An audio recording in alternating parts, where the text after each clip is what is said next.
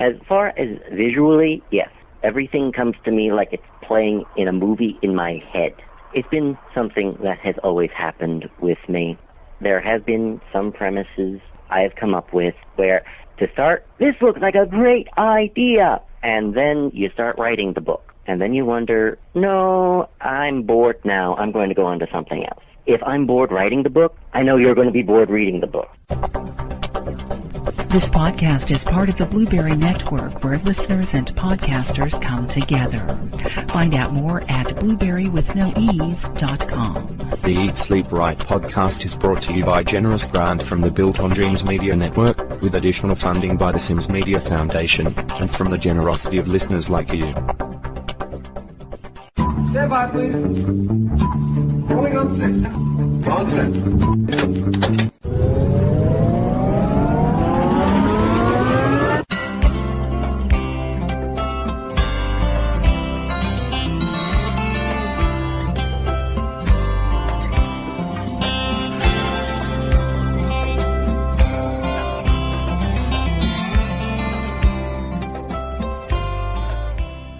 Welcome to episode 46.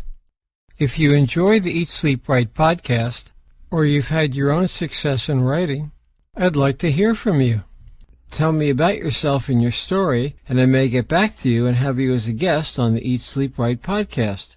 If you have any questions or comments, anything at all, please write me. The email address is comments@eatsleepwrite.net.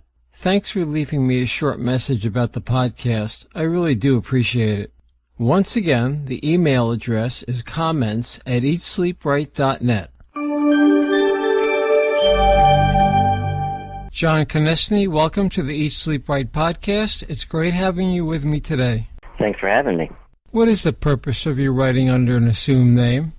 For one thing, if you look at my name spelled out, it's borderline impronounceable. I've had some interesting experience with it, but unless you're from Eastern Europe and you still speak with an accent that's reminiscent of Henry Kissinger, you can't really pronounce it correctly. Back in the old country, in this case being the Austro-Hungarian Empire, it was pronounced Konecsni. Unfortunately, people look at it now, it's Konecsni.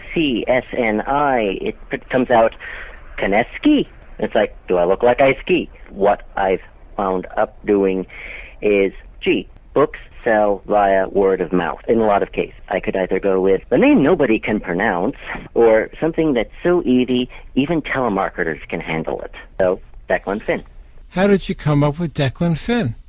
That was a creation of my father's because he had a little sideline he came up with about 20, 30 years ago for helping people with interviews, resumes, basically how to package themselves. He came up with Declan Finn Associates. I just started using it with his blessing. I started using it as Declan Finn Jr., and he said, take after Junior. Tell me a little bit about the journey to write this book. Can you share some tidbits about your passions? Oh, good Lord. With A Pius Man, it started off as a graduate paper that went completely out of control. I started with a book by Ralph McInerney. It was called The Defamation of Pius XII. It was on Pope Pius XII, the Pope of World War II. I figured, okay, this is interesting. Let's see if I can get a more balanced perspective on it. Since I was taking a master's degree in history at the time, the next course I had up was the history of total war. I think I can somehow manage to follow up on Pius XII and get a research paper out of it at the same time. After that, it just kind of went downhill. It started off as, okay, I'm going to do a 25-page term paper. And it became a 30-page term paper. Then I figured, well, how many people have done this as a premise so far? Daniel Silva, you had that Hitler's Pope book from the late 90s. People seem to be making money off of this. And, hey, look, my book actually has facts in it. Literally, the first draft of A Pius Man had footnotes. And after that, it just sort of spiraled from there. I had been writing since I was about 16, started off with fan fiction and everything spiraled. That's the short version on A Pious Man. What is the writing process like for you? It usually starts with, who do I have for background? I need the main character before I even start. In the case of A Pious Man, it's going to have to take place in Rome. We know that because of the subject matter. I had an Italian cop. I'm going to have to explain stuff to individuals. So I'll bring in a perspective of an American. I made her a Secret Service agent. Basically, it was, what do I need for the book? I wound up with a cast of characters that looked like Lord of the Rings. That was before the Avengers movie came out. Some reviewers have compared it to that. After that, I just sort of let the characters take me on the ride. By the time I'm done developing them, they are so three-dimensional that all I have to do is let them go play. When you write, do these characters come to you visually as well as the written word? I mean, do you just kind of let this pour out of you with no stoppage except for the fact that you want to eat sometimes? Food is optional, coffee is not. But with yeah. It's usually, okay, I'm going to put the coffee on. I'm going to start writing. Oh, look, it's 10 o'clock at night. Get more coffee. Keep writing. Maybe I should fall asleep. The words aren't quite making sense anymore. In fact, wait, is that a word? Answer your second part of your question first. As far as visually, yes. Everything comes to me like it's playing in a movie in my head. It's been something that has always happened with me. Even when I was how old was I in 6th grade? Anyway, when I was in 6th grade, I was reading Jurassic Park, the book by Michael Crichton, before the movie came out. And everyone was looking at me like, it's just words. Do you actually see images? Yes, don't you? That carried over in my writing. I have a full image of what my characters look like, how they sound, how they fight in some cases. It's all just sort of there. I really wish I could get some of them out of my head. Unfortunately, I'm kind of stuck with some of them. How would you classify your work? Back in the old days when I had an agent, I just called it a political techno-thriller. It had a lot of all the above. There's a shootout, fist fight every, let's say, 20 to 50 pages. I have the latest in non-lethal weapon technology that I wound up originally getting from a Time magazine article, and then I went to a panel hosted by people from DARPA, the Defense Advanced Research Projects Agency. It's DARPA, look it up. That was pretty much the phrase that encapsulated the whole thing. You have this techno-thriller. It's got religion in it. It's got a little bit of everything. Was it hard for you to meld it all together? At first, yes. When I originally wrote out an 800-page monster of a book that, talk about spiraling, it went from a simple little conspiracy to a full-out war. My brilliant idea was, I'm just going to take my original term paper and just sort of stick it into the book.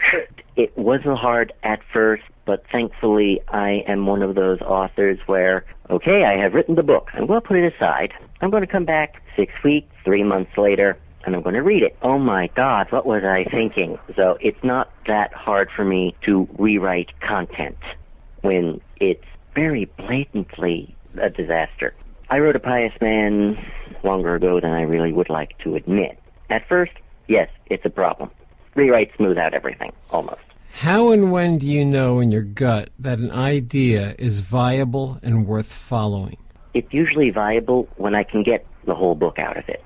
There have been some premises I have come up with where, to start, this looks like a great idea, and then you start writing the book. And then you wonder, no, I'm bored now. I'm going to go on to something else. If I'm bored writing the book, I know you're going to be bored reading the book. That's when the gut instinct hits me. Thankfully, I've got what Stephen King calls them trunk novels. In my case, I have trunk notebook.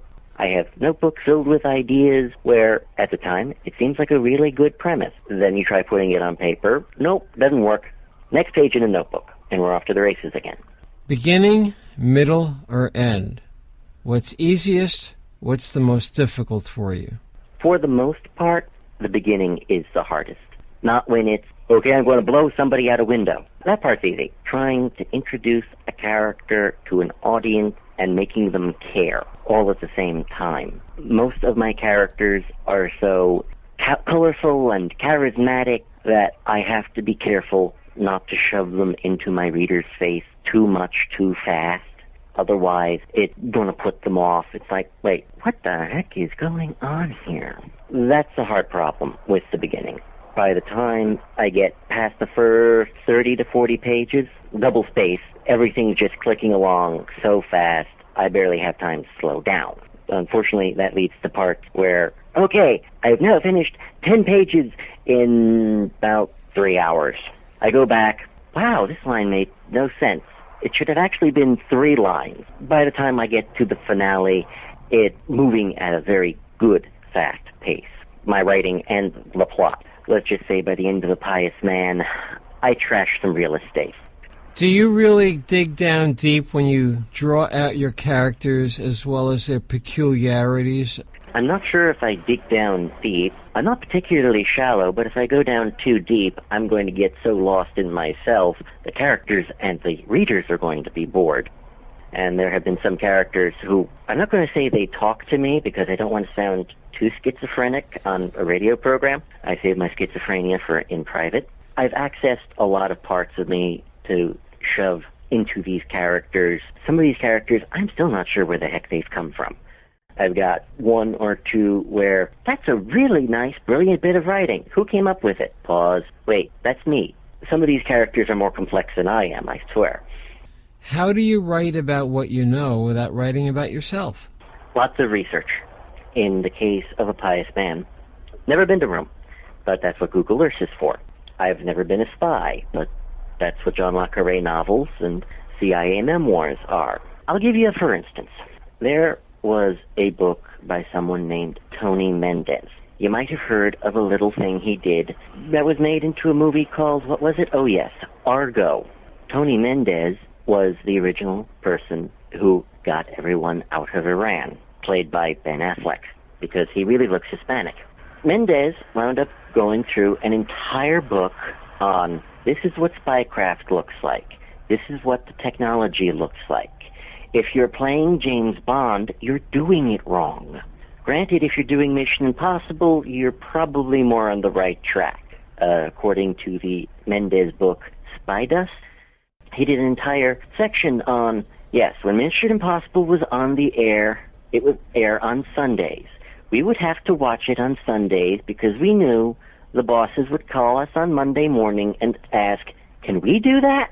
That's one of the things I actually used for Pius Man. One of my characters was a Scott Mossad Murphy instead of John Taliban Walker. Remember him?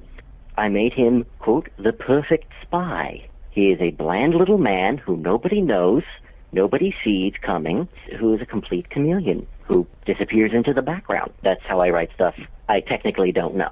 Tell me a little more about the book. Short version. Academics who are going into the Pope Pius XII archives are coming out and they're being murdered. Nobody really puts it all together until one assassin, after just killing off an academic, gets himself blown up, falls out of a hotel room window, and lands onto the roof of a car owned by the head of papal security. From there, we have to find out who the hell is killing academics and why. Why are there terrorists running around Pope Pius XII's archives? Why are they being let in by the Vatican? It's hard not to draw comparisons from Dan Brown's The Da Vinci Code and Angels and Demons. Were the seeds planted in his 2 books for your writing? Oh, where do you even start with that one? Step 1, I don't think I even finished The Da Vinci Code, which was the big one. Nobody that I know of had heard of Angels and Demons before Da Vinci Code came out. I tried reading it. I really did. It didn't really click with me. I knew that people were getting their history from it, but in my household, we had learned more about Osama bin Laden from the author David Hagberg before we had even caught it on the news media. The fact that people were getting history from their fiction wasn't new to me. The difference between me and the Da Vinci Code, 1, none of my villains are crippled. They're actually threatening. 2, the history I use is real. I'm not sure if you've ever seen the approximate